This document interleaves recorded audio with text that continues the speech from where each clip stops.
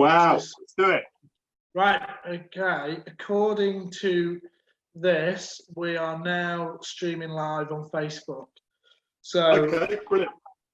James, thank you very much for taking the time to chat to me on our Facebook page. We might get some questions, we might not. It depends who logs in. I tell you, someone who was annoyed that we couldn't do it last night was your old friend, Nick Dunbar.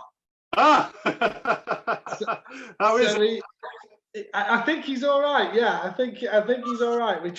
I tried to get him. I tried to get you on, obviously, and he did message me saying, I was looking forward to catching up with the two of you. But we obviously, yeah. Well, fingers crossed. We'll get him on here. I'm going to try and have a look, see if I can get the questions up. So I always start with the same thing, sort of asking people just to tell me a bit about themselves and what they do, just for people who've never heard of James Aldred before. Yeah, lucky them. So I'm a wildlife cameraman, and I've been doing that sort of on and off the last 25 years or so. I specialise in working in the forest canopy, so I use a lot of rope access and spend a lot of time up in trees in various parts of the world. So a lot of time in jungles and rainforests. A lot of time in temperate forests as well. But yeah, so I specialise in trying to film the sort of more secretive wildlife that hangs out in treetops. Yeah. But you're not just any old camera. You've been doing it quite a while, haven't you? Yeah, so I've been doing it for I'd say almost 30 years now. I climbed first trees as a kid in the New Forest where I was growing up. Had some mates who were much better climbers than me, and they sort of dragged me up trees, and I couldn't really get my head around why anyone would want to do that at that point. But I got hooked, actually, and I can't say that I was particularly sort of naturally gifted climber from the outset by any means. It took a lot of practice, and I don't have a particularly good head for heights even, but the lure of the wildlife that was hanging out in the treetops was strong.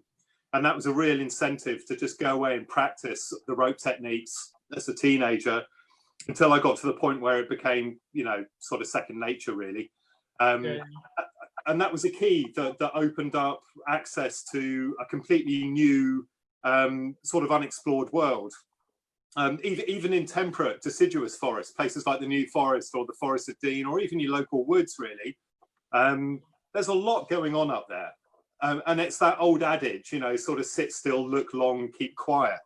Stuff literally comes out the woodwork. And when I was trying to get into the world of wildlife filming, even a privileged insight to the life of a goldcrest or a firecrest in a Douglas fir canopy, that was right up there in my books with getting a glimpse of an orangutan or something in the rainforest, and still is. Yeah. Very special. Because you live in a perfect part of the world, don't you? So that your home is based in the New Forest, isn't it? Yeah. So well, I haven't lived down in the forest now for about 20 years. I moved up to Bristol. Sorry. Yeah. Yeah, Bristol's a funny, well, it's a great place to live, but in terms of, it sort of punches well above its weight. It's got a fantastic community of wildlife filmmakers. Bristol became synonymous with Natural History TV via the Natural History Unit of the BBC.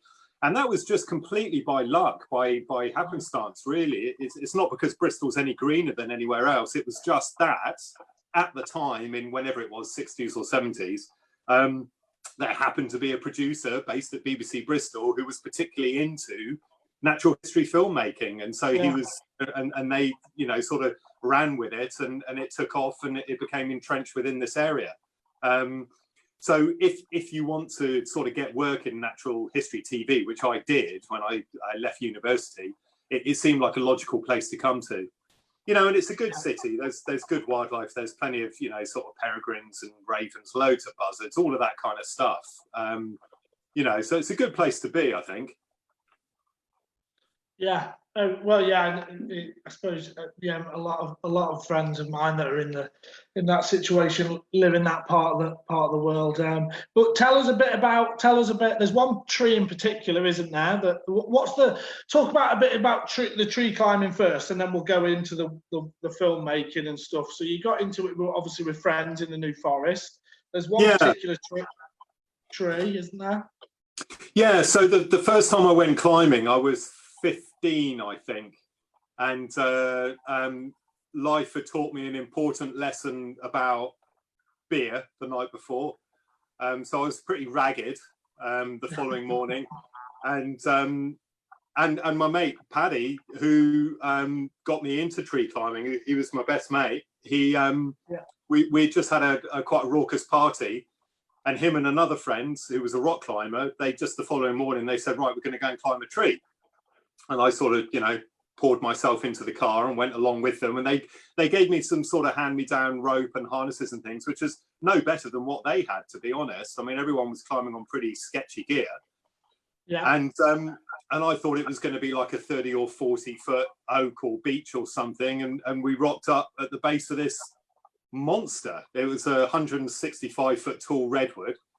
And there wasn't a branch for the first 30 feet. And I know, these days with tree climbing techniques the way they are, 30 feet is nothing. You can get a rope up. But back then, all of the catapults we routinely use, all of the gear, all of the throw bags, throw line, none of that had been invented. No one was using that. So we stood at the bottom for ages with a rope bundle trying to get a rope up. And it was like watching the Goodies or something. It was just a complete debacle. Until Matt, our other friend, who was also an ice climber, produced an ice axe and an ice hammer and a set of crampons. and that's how we got into our first redwood. Nice. I know. Well, the bark was so thick, I don't think it really hurt the tree at all. But it was pretty nervy stuff that Matt did. I mean, I wouldn't do that. Even now, he was just digging his crampons into the bark, and up he went. Got to the first branches, which were dead, as they often are in giant redwoods, and those guys carried on going. They were like, "Right, you okay?" And I'm like, "I don't." And before I'd even finished the sentence, they were gone. They were climbing up, and I was left there on the first, I don't know, 35, 40, maybe. I got up to about 70 feet, I think, something like that. And my legs were going. I had the Elvis disco moment, and I had to sit there on a branch and wait for them to come back down. But it was, I don't know, something got in under my skin, and it was just such a different world up there. And there were gold. I saw my first gold crest up there. Yeah.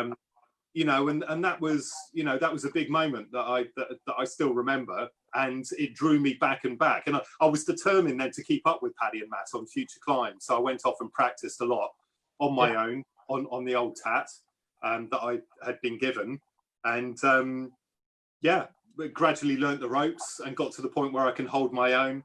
But Paddy was climbing day in, day out. He was a tree surgeon, so he was very, very good, and I think that's important. If you're going to go out and climb or learn anything from anyone, they've got to be a lot better than you. Otherwise, you don't go anywhere.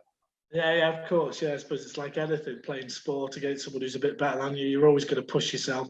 Yeah, it's funny you should mention the old disco leg, because I don't think I go up to quite the heights that you do with tree climbing. I don't need to necessarily, but I've had a few moments like that. And I remember when I probably told you this, when I used to climb trees for monitoring birds of prey, and a friend gave me, and I've still got it, an old rock climbing harness, and I used to just have a climbing sling and 2 carabiners, and I used to climb up, free climb, and then chuck the sling round when I needed a break or something and clip on, or if it was a particularly tricky bit. But I never forget meeting my friend again and explaining what I was doing, and the look of sheer horror on his face, because I used to clip the carabiners onto the gear loops, not the actual.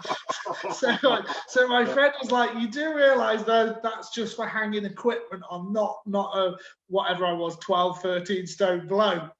And he said, so if you just slipped it, it'd been essentially a waste of time. So anyway, yeah. It beggars belief, doesn't it? I mean, I think quite a few of us can honestly say we sort of had angels on our shoulders and a lot of the time. but it's before health and safety. I mean, my harness didn't have, and I'm sure yours was the same. It was an old leather affair, and it had been retired from the local tree surgeon, so it was absolutely rinsed. You know, if a tree surgeon won't climb on something, then you really shouldn't be climbing on it. You know? But this thing was just absolutely mullered, had no leg loops at all, you know, and all of that kind of stuff.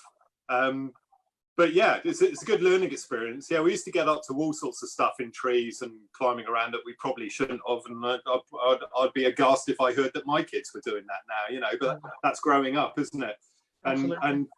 And thankfully back then, you know, tree climbing just wasn't on the radar. So the idea of being, you know, of there being trees that you weren't allowed to climb or weren't meant to climb or anything, you know, it just wasn't an issue at all. And, you know, not saying we were cavalier with it or anything, but, you know, you could get access to climb things, which you just can't these days, for good reason, really.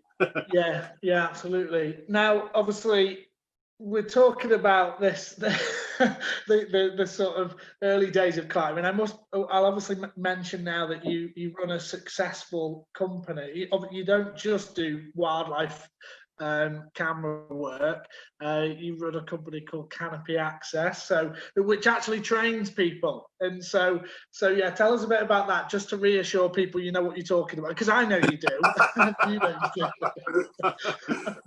Well, Canopy Access has gone through, it's been around a good few years now, and it's gone through a lot of different guises, you know, over the years. And really, it's just a very small training company, run a couple of training courses, probably half a dozen a year.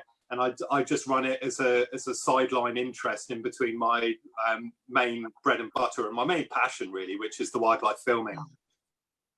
But very early on, I was being asked by producers, cameramen, how do you get up into the rainforest canopy safely?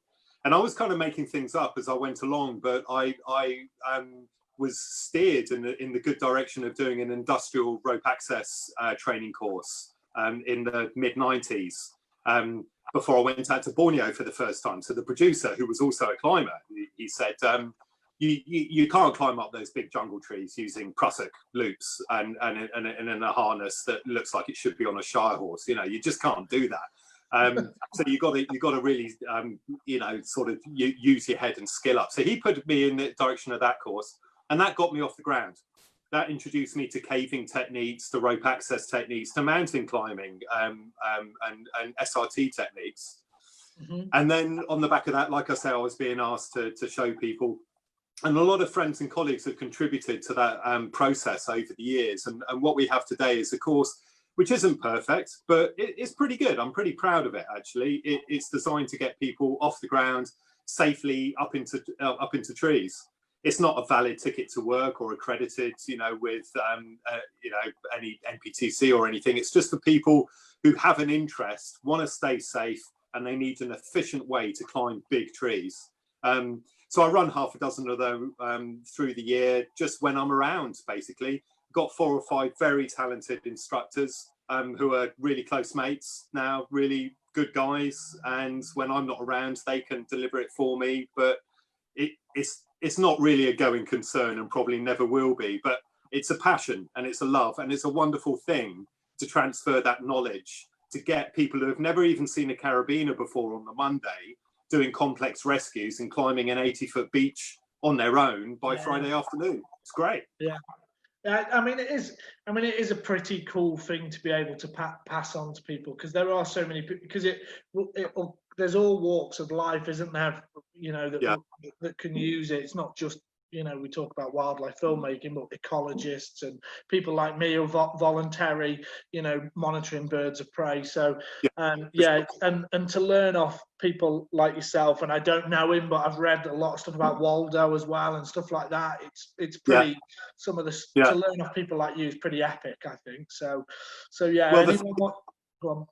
Yeah, well, a lot of those guys that are in, you know, they're in their late 20s, early 30s, and they're as fit as a butcher's dog. You know, I'm past it now. I'm 45 next week, but I learn a lot from them and the way they do things. And slow and steady is my way these days, I think. But it's fantastic being around younger climbers. because even though, you know, you can't really, well, and you really shouldn't, you know, try and compete with them, you know, physically.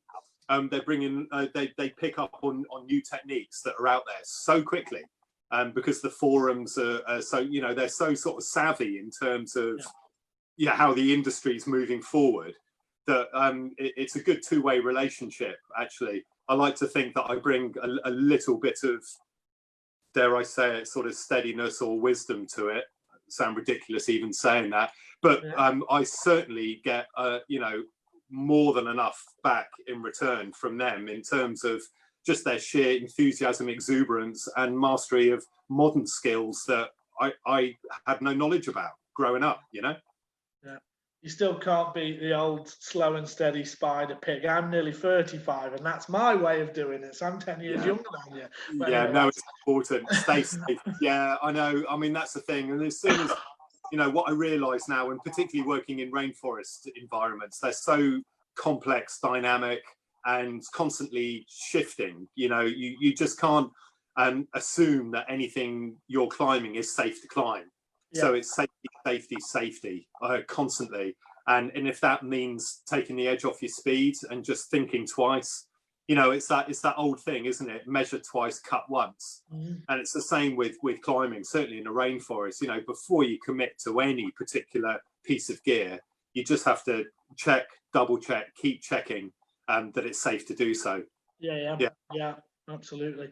Cool. Okay, so yeah, that's the climb. So if anyone's really interested, Canopy Access, you'll find it online, or I can put the web address up if anyone wants to get involved in a bit of tree climbing. Okay, so wildlife, and wildlife filmmaking, because you've done your fair share of that. Let's start from rather than start from the beginning, let's start from sort of what are some of the highlights for you? What you enjoyed doing the most? I suppose we should talk about raptors, really, because we're on Raptor 8's page. So, well, I mean, you know, there are, I mean, the thought of seeing a goshawk in the wild when I was a kid was just impossible. You know, I mean, raptors were still recovering from organochlorines and DDT and all those nastinesses, which, you know, were out there and took decades to permeate down through the ecosystem. So when I was growing up, you know, there was a local pair of sparrowhawks, which just blew my mind every season they came back. But really, I didn't see anything else. You had to go to the Purbex to see the one pair of peregrines that were there, and I never made it, you know. So I was well into my 20s before I ever got the chance to really film a raptor's nest properly in the canopy. And you know, it was a wonderful experience because you're being given a privileged insight into the intimate behavior and life of a bird that, quite frankly, does not want to be seen. And they're very, very good at keeping a low profile. Most raptors are. And it was many years until I got the chance to film goshawks. And I have to say that filming goshawks on a nest in Gloucestershire, where we met, Jimmy, which is like 4 years ago, almost 5 years ago, I suppose. That has got to rank as a real highlight, a real privilege. To look down a 1,000mm lens straight into the sort of ruby red eye of a glaring goshawk and just have it look straight through back at you is quite a moment. You know, it was a real shiver down the spine moment. But yeah, I'm particularly passionate about raptors. So I've been fortunate enough to film them in the rainforest as well. So things like Harpy eagles, Philippines eagle, you know, been very, very lucky to spend time around those guys. Now, one of the first times I ever came across the name James Aldred was BBC Wildlife. No, it was probably the programme had been on, so I'd seen. It was, it wasn't Crime Watch, the cat burglar. No, it was obviously the BBC Natural World on the Harpy eagle, and then I think the first time I really got to know who James Aldred was, though, was I don't know if you remember this. was the BBC Wildlife magazine, and they ran they ran a little segment on you, James and the Giant Eagle, or something like that. Yeah, the title being. Yeah. So tell us a bit about, because that's quite some story. Yeah. So Harpy Eagles. One of my best mates growing up worked at the New Forest Owl Sanctuary or Centre, and he works for the Forestry Commission now. A chap called Simon Holloway, and he's a lovely chap. And he was always massively into raptors as a kid. And I remember going around his house when I was about 12 years old, and he had a beaten up old VHS copy of a National Geographic documentary showing a bunch of cameramen going up into the canopy to film this mythical thing called a Harpy Eagle. I'd never heard of it before at all. And the next thing I knew, I was looking at these old sort of fuzzy footage of these guys wearing motorcycle helmets. I was like, oh, what the hell are you climbing with motorcycle helmets for? And they're climbing up this rope. And they just get nailed by this bird, which comes in to ward them off away from the nest. And I'm looking at it with sort of mixed awe and horror as these guys are getting struck by this eagle. And then later on, they show the footage that the documentary filmmaker, a chap actually subsequently I'd learned is Neil Rettig, who's pretty much synonymous with filming these birds. Very talented guy. He had a he had a documentary, and it got straight into my head. You know, as a kid, I from that moment on, I was like, I have to get to a rainforest, and I have to film, if not see, Harpy Eagles. So when the opportunity to come up came up to go and help a cameraman called Graham Hatherley and a producer called Adrian Seymour to help them get into the canopy and to do a bit of camera work alongside Graham. To film harpies in the wild, I jumped at it, and we got in touch with Neil actually, and Neil very wisely said, well, some birds are aggressive, some aren't. It's impossible to say. They're individuals. You won't really know until you climb up onto the nest.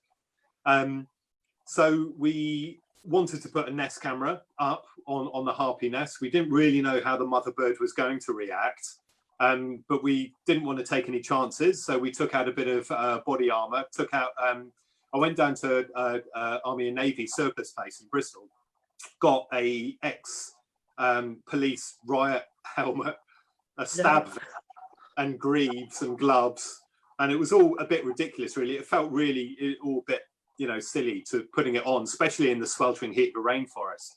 And the first time we went up, Graham and I, we got the nest cam on the nest without any problems at all. We thought she was sitting on chicks, but we'd got the calculations out by a day or something, and it turned out she was on eggs, and there were two in the nest. So we got up there and we're panicking. We're like, oh my God, how long has she been off the nest? How long is it going to take for them to get too cold or even too hot? This is the tropics. Thermoregulation isn't just a question of cooling in the tropics. It's a big issue. It can swing the other way. A patch of sunlight can come over through the canopy and the eggs get cooked. Yeah. But we were committed, so we got the nest cam on as quick as we could, abseil down, and everything was fine. Mum went straight back on the nest, and within a few days, they actually hatched. Oh. The nest camera then actually recorded siblicide. Okay. Yeah. So both of them had been incubated, which was unusual for harpies. Both of them hatched. It was a male and a female within a few days of each other. The female, within a week or two, had pitched the male over the side, had killed it, pushed it out the nest. Yeah. And the local guy who was there filming it in the interim while we were back in the UK, we'd gotten set up and stuff, and he had filmed all that. But the camera had gotten fogged, so it never made it into the program. The picture was unusable. It was humidity in it. So when Graham, Adrian and I came back, the chick was now about 3 months old, 2 months old. And of course, what we didn't realize is the mother's aggression had gone up in proportion to her investment. She'd been feeding this chick. Yeah. And we just assumed that she'd be totally chillaxed with us the way she was first time. And because the primary issue here isn't us, it's the bird. If she buckles a feather or snaps a talon in the process of trying to ward off an intruder, she can't feed that chick, so the nest fails. She can't hunt. So anyway, we didn't realise how aggressive she was going to be. We made the decision to go up and sort the camera out. Climbed up, and she had a field day. Actually, I went up first, and she took me to the cleaner. She hit me 6 times in the back as I was climbing up. And it's very interesting, actually, having a monkey's eye view of such a large predatory eagle, because what I notice is when you're looking from below, these birds have a huge profile. They're like a crescent moon. They're like a semicircle. Their wings, they're like a giant goshawk. Their tail feathers open out to fill the gap between their broad wings perfectly. So you get this sort of, you know what I mean? It's like a semicircle. It's like a giant plank of wood. But when you see them head on, all of that disappears. And all you're seeing, because they stop flying, they stop flapping, they come in on a glide when they're going to attack. So there's no motion at all, apart from this thin black line getting bigger and bigger and bigger and bigger with alarming speed coming straight at you. And then at the last moment, they drop their talons, the whole thing pivots around its axis, and they present their feet, and you suddenly realize how big this thing is. And on one of the occasions, I was actually blown out of her line of attack by the downdraft of her wings. Wow. Phenomenal. Anyway, she caught me glancing blows in the back, in the kidneys, always from behind, 6 times on the way up. She raked me down the back. I had the stab vest on, so it wasn't too bad. I got up onto the branch, though, and I was shaking by this point. And I thought that now we were in the canopy, she'd give me a bit of respite. But she actually perched on a branch 20 feet above me. And I thought, well, she's not going to launch an attack from there. So I made the mistake of taking my eyes off her in order to spin round to untangle my ropes. And as I was looking up at her and I span round, sort of pirouetted on this branch to take this kink out of my ropes, in the split second it took me to get my eyes back on her, she came off and she'd been watching. She knew where the gap was between my stab vest and my neck guard on the riot helmet. Yeah. And she got her big thumb talons down. I'll show you something. Hold on.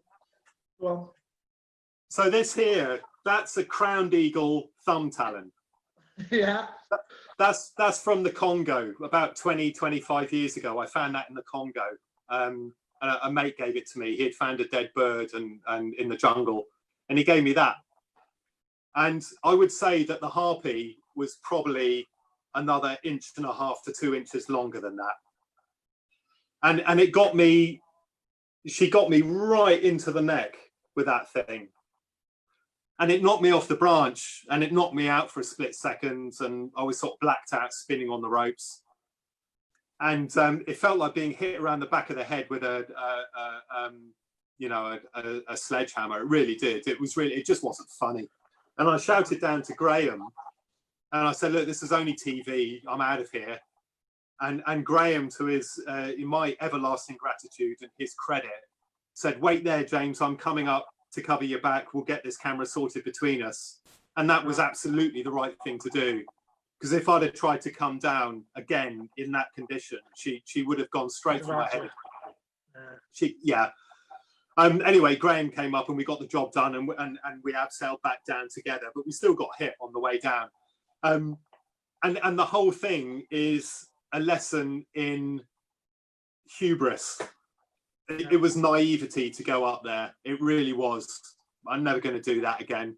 And it was wrong, I think, to put her in that position. I think in our excuse, we just didn't know how aggressive she was going to be. But the thing that really concerned us both once we were on the ground and, you know, we'd stopped shaking was the fact that she could have very easily damaged herself seriously. For her, that was a fight to the death. That was everything. Her dick was at stake. So I can't blame her for that. And you live and learn. But I won't do that again, I don't think.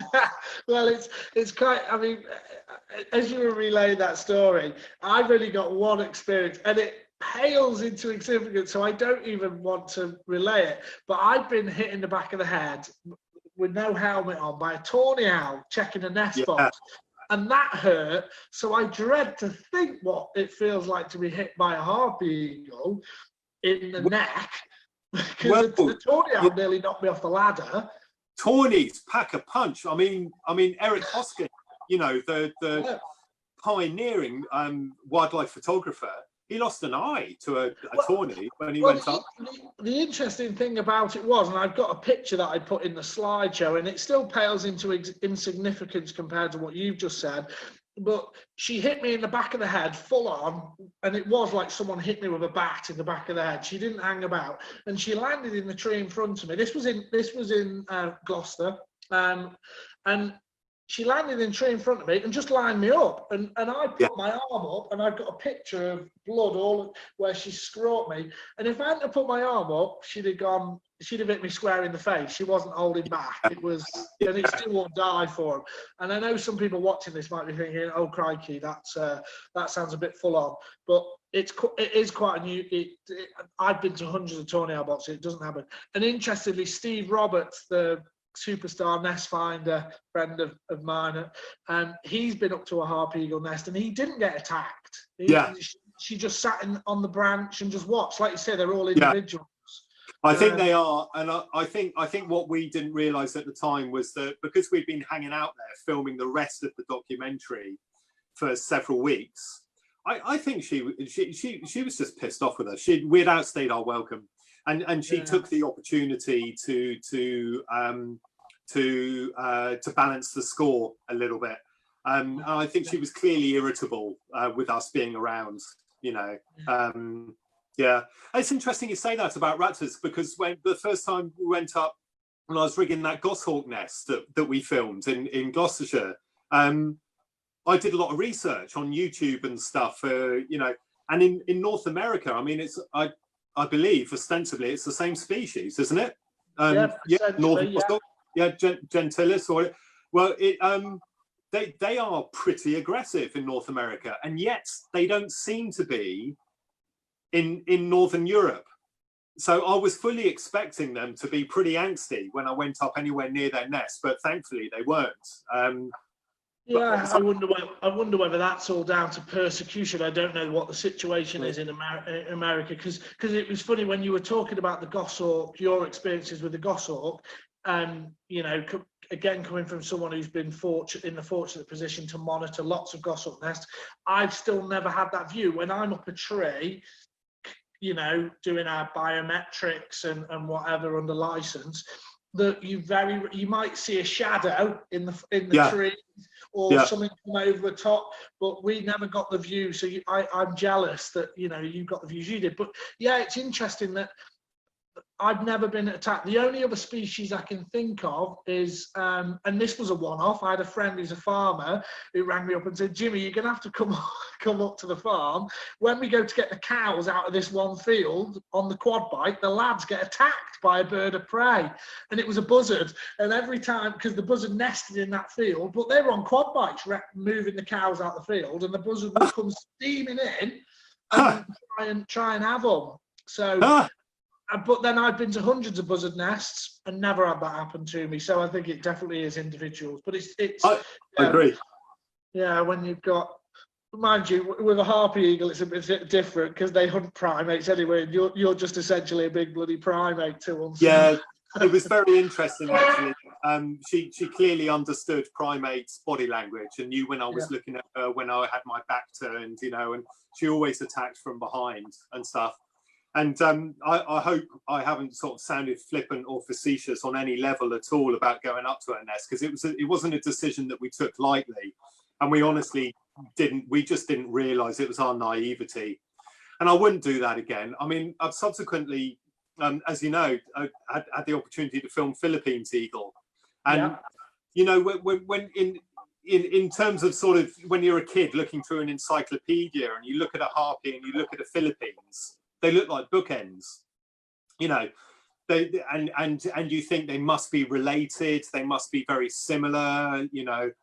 And of course they're not. I mean, it was a real learning experience for me. It's a revelation, and you know, to be able to sit opposite a Philippines eagle nest day in day out for a month at canopy level and just watch what the parents bring back, watch the way the chick develops its flying skills, and it actually took its first flights whilst I was there. I can genuinely say that what ended up in the film is its very, very first sort of fledging moment. But I have to say that I do think they are like chalk and cheese, harpies and Philippines eagle. I got the impression with the harpy, it was all about the feet, it was all about the talons, and they rely on that killing impact with their prey.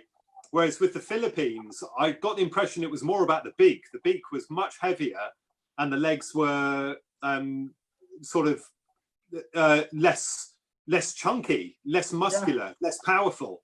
And of course, the Philippines have that captivating, you know, truly bewitching light grey eye. So you feel like you're looking at something from a different world when it puts its crest up and everything, you know. So, but then I didn't have to go up to the nest and put a nest cam on. So who knows how they would have reacted. But I think if I'd have been asked, I would have said no anyway. You know, exactly. I mean, it is a high level of intrusion, and you do have to weigh that up. I mean, the harpy is one thing, but Philippines are just so endangered and so rare that I think anything that would be difficult to justify, I think. I suppose with technology nowadays, obviously the movie, the footage you're talking about with the Philippine eagle, that was part of the Netflix series, wasn't it? Our Planet. Our Planet. It's up there. It's the jungle episode. It's made by a very good company in Bristol called Silverback Films. They're very good at what they do. So worth watching. So that's still available if anyone wants to watch that, and it's well worth it. But I suppose with the technology now, do you necessarily need to put a camera on a nest if you can get all that footage you did? I know it's a lot of man hours and a huge amount of, you know, effort in terms of that, but you know, for the sake of welfare, I suppose it still works, doesn't it? Really, it's you catched all the a lot of the interesting things that you catch on a webcam, maybe better to some extent because you tuned into what's going on in the environment around you as well. I don't know, is that right or? No, I think that's a very strong argument for not using nest cams. I mean, you know, I've worked on projects in the past where, you know, we've been asked to put nest cams on, you know, normal, I say normal, but sort of garden species, blackbirds, robins, blue tits, all of that kind of stuff. And it is easy to get cavalier and just assume that they're going to tolerate it. And you run the risk every time you intrude or go near a nest, you run the risk of the nest failing, you know. So you have to be very, very careful. You have to take it just as seriously, whatever nest you're going for, I think. The thing about nest cams, and the reason why they're so alluring from a filmmaker's point of view, is that they genuinely do give you something that you cannot get through a telephoto lens. And that's a much more intimate, up-close, wide-angle view from inside the nest looking out, as it were. Now, you know, you have to be, from an ethical point of view, you have to be absolutely certain that isn't going to, you know, be too much of an intrusion. You have to balance that. But all else being equal, if you can do it without, you know, without it being to the detriment of the birds and the young, then, you know, I still think visually it is worth doing. It gives you a wonderful insight, and ultimately to create a sequence, you have to have a lot of different shot sizes and a lot of different angles. It can't just all be telephoto. You need to give the editor something to build around. Obviously, ethics outrules everything. If there's a chance of causing the birds, you know, problems or the nest failing, then you don't do it. But some species are more tolerant than others. And you can't do it without a problem, you know. Well, obviously, I mean, going back to the harp eagle stuff, there was, in the end, everything was fine with that, wasn't it? The chick fledged and I suppose in some ways contradicting myself now with what I've just been saying about, is there any need to do nest cameras? I was thinking it when you were saying about the 2 eggs hatching. In some, I don't know, but I imagine you probably captured some footage there that's probably potentially never been filmed before. I don't know, but you know. Well, it's interesting. because the producer, Adrian Seymour, you know, he's got a PhD, he's a doctor, and he wrote a paper up, and was very kind. He put Graham and I down as co-authors, you know, because we were there at the time and helped get that Nest Cam in. But he wrote a paper, and it was published. And you're absolutely right. It was an insight into behaviour, that because everyone had assumed that once one egg hatched, the female would stop incubating the second. Yeah. And it would just get broken or turfed over the side or ground into the nest or whatever. Yeah. But to have both of them hatch like that, to have documented siblicide like that, was quite a moment behaviourally. Yeah. So Adrian wrote it up, and it was accepted, and it was published. So, you know, that's a good thing.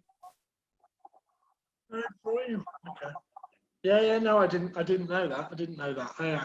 Cool. Okay, so there's two things for people to watch. I don't know if you can get the Harpy Eagle thing on YouTube or something like that. I'm sure it might be in some archive somewhere. But that's my first knowledge of the legend that is James Aldred, and this guy swinging around on a rope, getting battered by Harpy Eagles. Quite legendary. Tell us a bit about so parts of the world that you travelled, because normally, invariably, when I try and get in touch with you, you're not in the UK. You're here, there, and everywhere. The life of a wildlife cameraman probably seems quite glamorous, but I always think that you're probably living out of a case. You're probably home for you're away for most of the year rather than at home, and also, what I can never get my head round, and I spend a lot of time watching birds, is the patience that's needed to get the shot. So talk a bit about, just explain to people a bit about life on the road, and maybe what it's like, and how long you spend away, and where you filmed, and there's a million other things in that. Well, you know, being a tree climber and specialising in filming or using ropes to access difficult places to film wildlife, inevitably, I would say 90% of my work takes me to various rainforests around the world. So I've been very, very fortunate to see as much rainforest as I have, actually, because it is, you know, it is going. There's no doubt about it, and it's pretty shocking. Every time I go back to Borneo, funnily enough, I was going to leave this towards the end, but I might as well ask you now, as you touched it. Because you've been travelling for so many years to all these places, and climate change is literally, thank goodness, on a lot of news now, and on the front page of a lot of things, thank goodness. What have you noticed on the front line, which is essentially? How much has it changed in just your anecdotal experience? Well, I think fragmentation is the big issue. I think whether that's in Europe, in Białowieża forest in Poland, you know, new forest at home here, or whether it's the middle of the Amazon or Kalimantan in Borneo, it's the lack of interconnectivity. So forests are being parceled up, and it's a classic divide and conquer. And the first time I went to Borneo, to Sabah, to a place called Danam Valley, was in 1997, and it blew my mind. But at that point, the research centre was right next to the logging camp. Now, what is that? 23 years later, the logging camp is no more. It moved on, and that patch of forest has been left, and it is protected, and it is 43,000 hectares. I mean, it's a big lump of forest, but it's completely surrounded by oil palm now and urbanization. And oil palm, it just makes my blood boil. But the fact of the matter is, it's all right, Europe, and I'm going to get political now, and I promise I won't rant. I promise. You're all right, crack on. But it's all right, America or Europe, taking a stance and saying, you know, we're not going to import, you know, oil palm, and it's great that certain brands have oil palm free on the jars, you know, all this sort of stuff. Fact of the matter is, while half the world's population is so poor that they have to buy cooking oil by the thimbleful in plastic bags every evening, like India, China, whatever, then there's a market. And if it wasn't oil palm that was replacing the rainforest, it will be something else. In the Amazon, it is something else. It's soya. You know, so oil palm itself is a bit of a whipping boy, I think. And it's just the deforestation. The oil palm is irrelevant. It's what, this is in my opinion, it's what's grown there is the problem. And the fundamental underlying problem behind all of the deforestation is the inequality in terms of distribution of wealth around the world. And I don't want to get all Marxist about it and everything, but, you know, Tony Benn knew a thing or two. And if you want to hear about all of that, about how wealth, you know, and I see that happening with forest. You know, I remember being in the Peruvian Amazon 20 years ago, and we went to an official, sanctioned, legit, legal, selective logging camp. It wasn't actually; it was in Equatorial Guinea, but they were selectively logging for a tree called akume that grows in groves. It's a beautiful red tree, beautiful sort of pink blush to the timber. It's a gorgeous hardwood.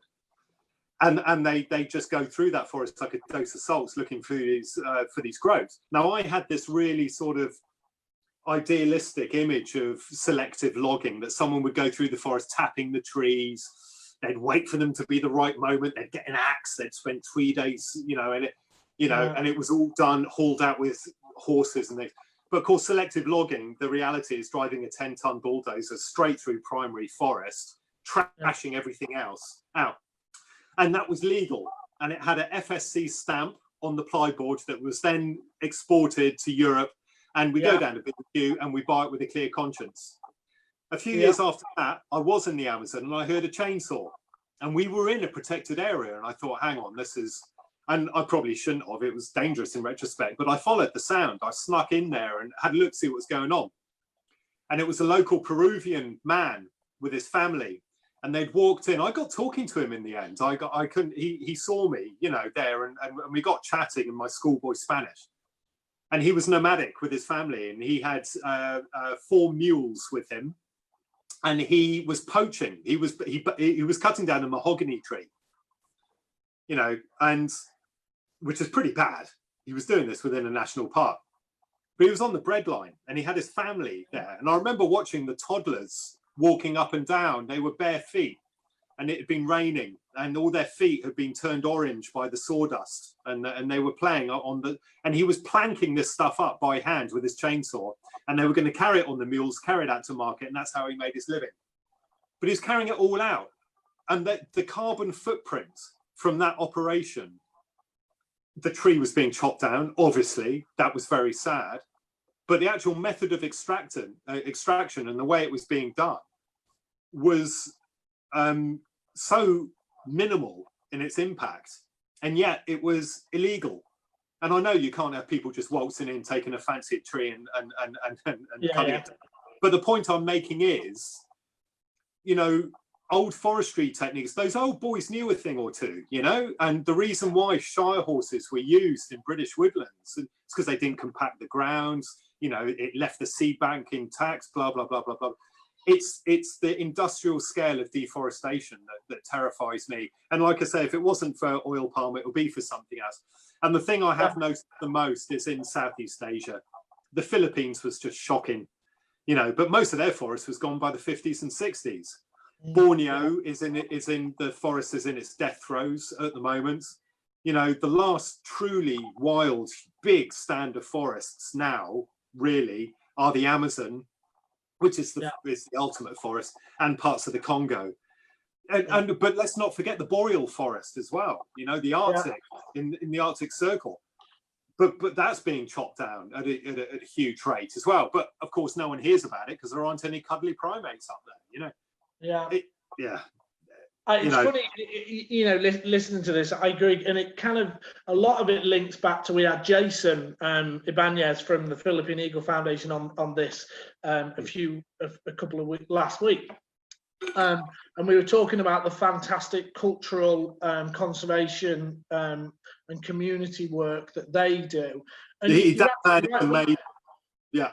When I go and do a talk, and I might tell people about the Philippine Eagle being shot, and as Westerners are shocked and horrified, and we want to see the perpetrator probably strung up and all the rest of it, and you have to, like you say, explain the situation. That a lot of Indigenous people, well, all Indigenous people in my eyes, they live such a holistic lifestyle with the environment. It's us. It's the outside world and the wealth and the greed and colonialism. Sorry, I'm getting on my soapbox now. No, true. It's really true. Is what has causing all the problem. Yeah, and there's a timber yard that I go to, and they have stacks of sheets of ply, and it's really interesting to hear you say that, because I look at it with the stamps of Brazil or wherever, and the big FSC stamp, and I look at it and think, yeah, I don't buy that. I literally don't buy it, but I'm not buying into that at all. I know. It reeks of no. I know. Well, it's that old thing, isn't it? Very expensive to those who can't afford it, free to those who can. It's all deals behind closed doors and backhanders and things. I mean, I do find North Borneo, Sabah, pretty depressing now. It is a theme park. What has been preserved now is being sold at a premium to go and get your sort of honeymoon rainforest experience, and it is magical. It is wonderful, but it's table scraps. It's what's left behind. I mean, Borneo was coast to coast forest, north to south, east to west. It was one of the truly great forested islands. So was Britain, for that matter, of the world. And you don't want to preach, especially not as an outsider. I mean, it's I'm not a Sabahan or whatever, but it's been done by. Anyway, look, it's very difficult to separate that level of conservation from politics. It just is. I would say that within the last 20 or 30 years, the one place which has a bittersweet, sort of thing for me now is Borneo. It is so magical. It is so beautiful, but you can't help but think, my God, what this place must have been paradise 300 years ago before we got our sticky mitts on it. Yeah. Well, of course, because I mean, we're talking about birds and birds of prey, but you've spent time filming orangutans, which must be another level sort of experience to witness them in the wild in a tree next to you. I can't even imagine what it's like to experience that. So it was just to get a bit of a picture. It's changed anyway. It clearly has changed for someone who's traveled. So going back to one of the other questions then, I'm conscious of time, I don't want to keep you all night. Getting that shot then, that you sat in there, because I seem to recollect us talking about the Philippine Eagle, because I was obviously out there the same time you were at a different nest. The most random thing, passing someone on a track in a rainforest in the middle of nowhere. It's just ridiculous, really. You can't go anywhere. Anyway, so how long was it? Was it a week or something you spent at one point where you didn't see any adult? Go on. How do you deal well, it's your job. I know it's your job, but what's your way of getting through for any budding wildlife camera person that might be watching this? What's your release for the dull moments or the quiet moments? Well, talking books. Audible and other ones are available. Ironically, that's the same as me. I was doing a dull job this morning listening to Brian Blessed talk about the panther in my kitchen or something. So I was listening to his. It's funny you should say that. I was listening to his autobiography. Oh, we got a little man here. You're all right. Biography.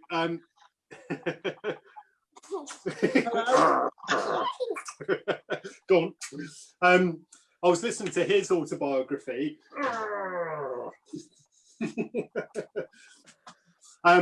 When I was filming that, and it was the key to keeping mentally alert, I think, well, as mentally alert as I ever am, is to listen to an audio book quietly in one ear, so I can hear what's going on. So I can hear the alarm calls of birds telling me that the raptor, the owner of the nest, is about to come back, to give me a bit of warning. But it keeps me alert, because it gets very hot and stuffy in the middle of the day in the tropics, especially inside a canvas hide. I can't stand up properly. It's only a metre square. I'm quite a big bloke, and I'm sort of cramped in there. Very easy to fall asleep. And the worst feeling in the world is when you wake up and you look at a nest and you've been waiting a week for a food drop, and it hasn't happened to me, thank God. But then if you woke up and saw a freshly delivered monkey on the nest, I mean, that would be a horrible moment.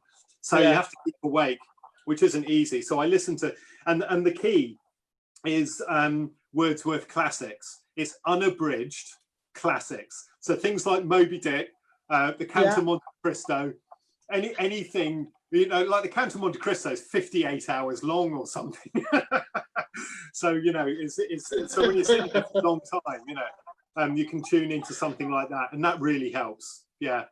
But, even if the thing you're not, even if the thing that you're there to film isn't there, there's always something else going on, and you're learning the whole time. You have wonderful interactions and encounters, because after a while you become just part of the landscape up there. And animals and birds in the canopy behave very differently towards you than compared to when you're on the ground. They don't see you as a threat. And I see this time and time again, whether in the UK or whether in Borneo. I've had chimps climb up the same tree I'm in, lift up the back of the flap of the filming hide to see what's going on inside. I've had squirrel monkeys play peekaboo with me. I've had birds come and land in the top of the hide and bathe in the pool of rainwater that collects, so that when I look up, I can see their silhouette. They're millimeters away from me, and they don't know I'm there. So it's a real privileged insight, and there's always something else going on. And at the risk of sounding a little bit, dull, you've also got the shifting weather and the way the light plays through the rainforest. Light is so important with the rainforest, and you start to notice things as the light shifts through the day that you just don't notice earlier on. And for someone, with a slight, maybe someone more intelligent would go out of their mind with impatience or boredom, but there's enough there to keep me tuned in. The clip, I can't imagine there is. I mean, I have to correct myself, because just before, when I asked the question, I used the word dull, and then as soon as I said it, I thought, no, you're in the rainforest. You're in the rainforest. There can't be a dull moment in the rainforest. So there really is. I know there isn't from experience, and it's sitting in a hide in the Philippines, watching it, and even obviously it was a dream come true for me to sit and watch a Philippine eagle nest. But Philippine falconet and other things appear. And I mean, there's always something. Yeah, absolutely. And the way I think of it, it's like going to the theatre, and any seconds now, your favourite actor of all time can walk out onto the boards, right? So you're sitting there in the audience, you're watching an empty stage, and any moment now, Richard Burton's going to walk out. And he's going to break into some fantastic soliloquy or something. And it might be in 3 minutes, it might be in 3 days, but you don't want to miss that moment. And certainly if it's your job and you're there to film, you can't miss that moment, because so many other people have worked so hard and spent so much money getting you and that kit into that position, that the thought of being cavalier about it and taking your eye off it for a minute, I mean, you just couldn't work in this industry and have that attitude, really. And I suppose there's like you're talking about the young lads, Waldo, etc., with the climbing side of things. There's always going to be that aspect, I suppose, of the up and coming, the new boys on the block or girls on the block, you know, for camera work. So I suppose you've got to make the shot, because you don't want to be the guy asleep while the monkey gets delivered to the nest. Otherwise, Jack Jones will get the call up or whoever. But yeah, I suppose, yeah. So just touching on that, what, have a run through, because I'm rubbish and I haven't done a list of. I should have done a list of what you've worked on. I know a few, we've obviously mentioned the Harp Eagle stuff. Yeah. Name some of the big blue chip stuff. Go on. I want you. You can sing from your highest perch if you want a bit, and name some of the big stuff you've worked on. Well, I've been fortunate to work on quite a few big Attenborough projects. I mean, David Attenborough narrates quite a few projects as well. And, you know, I've been involved with, I don't know, 14, 15 of those. And that's really lovely. When you see your footage being narrated by, well, Sir David Attenborough, that's really quite a moment. But more than that, it really is fantastic to actually work with a great man in the field as well. So worked on things like Life of Mammals, Life in the Undergrowth. Oh, gosh. There we are. Well, the first job I did was Life of Birds. I just had a little, you know, assistant role on that. Blue Planets, yeah, Planet Earth, a lot of natural worlds over the years. Of recent projects have been big Netflix things like Hostile Planet was National Geographic. Netflix is Our Planet. I'm currently, or have recently, been doing a bit on Green Planet, which is the new remake of, ostensibly, of Private Life of Plants, or a re-versioning of it. And that was with David back out in Costa Rica, bizarrely in exactly the same place where I first worked with him 20 years ago. We stood at the base of exactly the same tree. But it was a real moment for me, because back then I was doing the rigging and I was hauling him, poor chap, up and down trees. He used to, when I arrived, he would look at me and he'd say, "Uh-oh, what are you doing here?" But this last time, it was a real privilege to actually be the person looking through the camera and actually filming him, and that was a real moment for me. Yeah, and he's still got it. I mean, the guy is absolutely incredible. So that was a real privilege, a wonderful thing to work on. And the thing about the streaming channels now is it's blown the whole industry wide open in such an exciting way. All the roads don't lead to the BBC anymore. I mean, the BBC is wonderful. It's a benchmark standard. It is the defining quality that every other company aspires to. But there are some very, very good other companies out there doing absolutely brilliant stuff, easily as good as what the NHU is doing now. It's a very exciting time to work in the industry, or it was. Until the virus. But that's one hell of a CV anyway, that you just reeled off about probably all of the big blue chip BBC things there. So yeah, that's pretty impressive. And David Attenborough just as the cherry on the cake. And that's it's nice to hear. Yeah, that's lovely to hear that you were, you know, you started and then met at, you know, and worked again with him in Costa Rica at the same tree. So that's lovely. He's an absolute gentleman. He's everything that you would hope he would be, really. You know, it's not really my place to give an opinion either way, you know, on someone as great as him, but for what it's worth, you know, he's a wonderful chap. Well, I was lucky enough again to do one. Yeah, I've worked with David Attenborough and met him, and it's this. You're absolutely right. We did a barn owl 3D film for Sky. This was when I was working with captive birds of prey, so they wanted a barn owl to fly out of a tithe barn in Oxford. Lovely. You know, they had all the stuff rigged up, and so I went along and met Sir David and sat and. While we had sandwiches at the butty van and all the rest of it, and he was the nicest guy. Signed a book for me, lovely. So on and so forth. But then, like you say, I can completely get where you're coming. Probably not so much as you, because you've worked with him on several occasions. But I stood outside the barn and watched David Attenborough present to camera live, and I was just like, "This is something else." And it really is something else. That's an interesting transformation that occurs there, isn't it? Because when you look through, when you see him on screen, you know, he's obviously who he is. But off camera, when you're just chatting, it's you never quite forget who he is. But he's a very approachable, tolerant.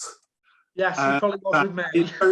You know, he's very tolerant of me as well, because you feel a little bit. I always feel very self-conscious when I'm talking to him, because he actually listens, and I'm not used to that. He'll listen. He'll genuinely listen to what you're saying, and then ask you quite a probing question about the opinion you've just voiced. You know, and then you're slightly on the back foot, thinking, oh my gosh, you know, this very, very sharp, intelligent man is actually asking me a question about something I've just said. He's a bit of a hero. I better not stuff this up, you know. But at least you had the when you were pulling him up the tree, his life was in your hands then, so it was all right. You had the ace card there. But I don't know. That's so. What obviously to sort of wrap things up, I suppose, because yeah, we've been on for over an hour, I think, nearly now. I could talk for ages to you, mate. What the virus, obviously, we've spoke to, everyone's the same. It's knackered work up for everyone, especially, you know, the film industry. You've all been pulled off jobs and have had work cancelled for the foreseeable. Are you allowed, is there anything you can tell us, anything exciting on the horizon when this all settles down, or is it all cloak and dagger? Or well, yeah, we all have to sign these non-disclosure agreements these days and all of that. It's all a bit cloak and dagger. But I'm meant to be in Patagonia now filming, but obviously not. I'm just about to start on a big UK thing down in the New Forest, and we're waiting for word on that. And obviously, lockdown is not something to be taken lightly. I mean, the plus side, I suppose, is you're pretty much self-isolating when you're in a camera hide. You get in your car, you drive to location, you're on your own, you get in there, you do your job, you get in your car, you come home, you don't interact with anyone. So it might be workable. We're waiting to hear from, you know, the people we're working with as to whether it's viable. But I've got to say, I mean, this whole virus thing is, you know, it's pretty sobering, isn't it, mate? I mean, it's kind of, it's almost like it's been a long time coming in a way. Our population is such now that, so I think this is going to become a more regular thing. It's not really my place to speculate, but in the face of all of the health issues and the problems and the fact that people are dying, you know, a little bit of work going down the Swanee just doesn't even register. It's just not, you know, it's, I don't care about the work, you know. Can live on credit cards if I have to, as long as my family, friends, and people keep safe. That's all that counts. Yeah, it is. And we again, Jason, we had a really interesting chat. You might be interested to hear this. With the Philippines, and I said, what's obviously there's a knock-on effect, like a lot of establishments where the Eagle Centre's shut, so they've lost all that revenue. So that's bad. But you know, one of the most worrying things to hear was a lot of the communities that, like what you and I met, Jason said they've all disappeared. When you go to these communities, or when they could, it's all locked down now. There's only the elders left in the villages, and everyone else has disappeared off into the forest to practice slash and burn farming because they've lost their income. They can't go into the towns and cities to trade or work as labourers, and they you know, so they can't. And Jason said it's really worrying. People are starving basically in the uplands, and it won't just be going on in the Philippines. Of course, it won't. It will be places like Borneo and other places like that, and it's scary to think all that hard work potentially that the Philippine Eagle Foundation and other conservation organisations achieve could get unraveled by a virus that, like this. So it's so difficult, isn't it? Because you inevitably end up weighing human life against environmental loss. Yeah, and that, I mean, you know, gosh, braver man than I that makes a judgment on that one. My God, I mean, you know, as we all know, that's at the crux of most of the big conservation issues these days. Yeah, and like you say, when your family's starving, what are you meant to do? You know, take one for the team. Well, no, you don't. You know, you get on and do something about it. And if, you know, if that means growing, clearing a patch of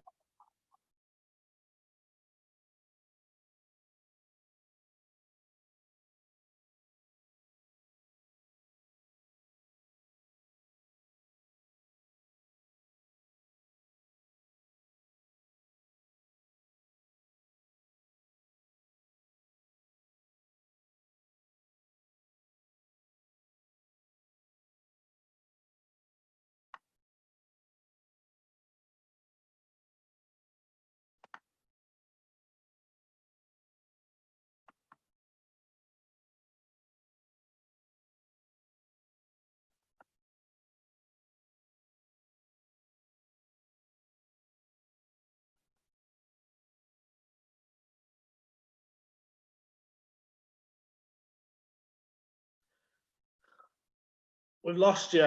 I can't see you, James, or hear you. Might be the we might have pushed our luck with the Wi-Fi a bit.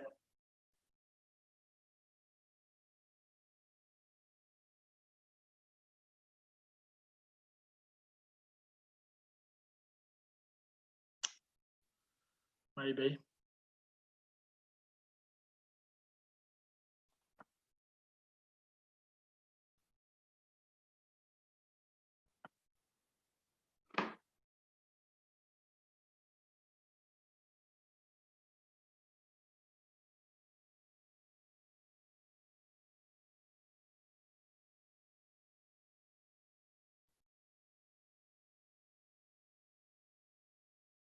Can you hear me? I have no idea whether James can see me or not on this, or hear me. I think my microphone's working.